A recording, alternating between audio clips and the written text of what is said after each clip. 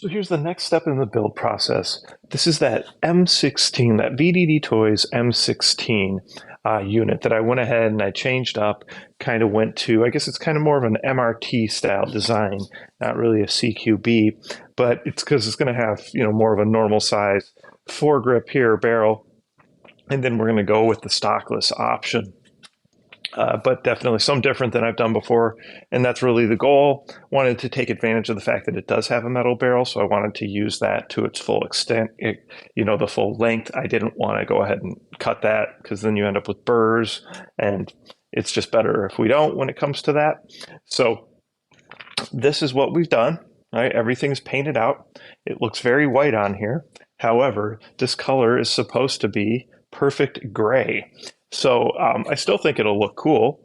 It's just not as gray as I wanted, but I didn't want to use a slate gray on this one. I've used the slate gray on a lot of things, and it's a nice color too, but it's more of like a traditional gray, like that.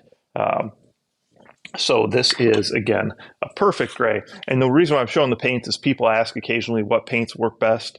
These are my favorite current paints, right? So these Rust-Oleum 2-time Ultra Cover come in a lot of different colors, but these specific premium ultra matte colors are what I like. There's not a ton of them out there. There's only probably 6 different colors I've seen in that premium ultra matte finish.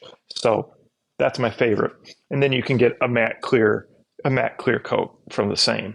So these are available at like Walmart, Home Depot, Amazon. You can get them anywhere from $5 to $7 a can typically. So if you can get them around $5, that's usually a good price. This is one of those things that since COVID, the price of spray paint went up and it just hasn't come down. So that's what we did there. The blue accents are this color, which is called Evening Navy, which is not as dark as True Navy. That's one other color they have. So that's what we have with these pieces. So again, this is going to be that battery box. So the wire for the battery is actually going to come up kind of right through here. Battery box is going to be mounted right here as a way not only to reinforce stability to the barrel and this piece, but also just that's, about the right proper placement for it. And there is a little 11.1 volt battery that fits in that, and of course 7.4 volts too as well. Little foregrip here, again, printed. This was actually something that was a print mistake where I was able to cut off part of it, modify it, smooth it, plastic, weld it, and get it ready to use. Here's my inner barrel, so this will go in first. This is the stabilizer piece, so that just keeps the barrel from moving inside there. That fits in there perfect. And then we're going to go with this nice bright orange right here. So, and then that way that'll go in slightly inside, I believe. It'll just barely kind of tuck in there like that, which I kind of like that look. You see that on a lot of blasters now. So that's a quick kind of final step before I assemble it. I'm going to go ahead, get it assembled, test it throughout the process. I mean, anytime you take these apart, test them as you can throughout the process. So like when I put this back just in the normal part, I'll go ahead and then I'll test it and make sure that it's still working.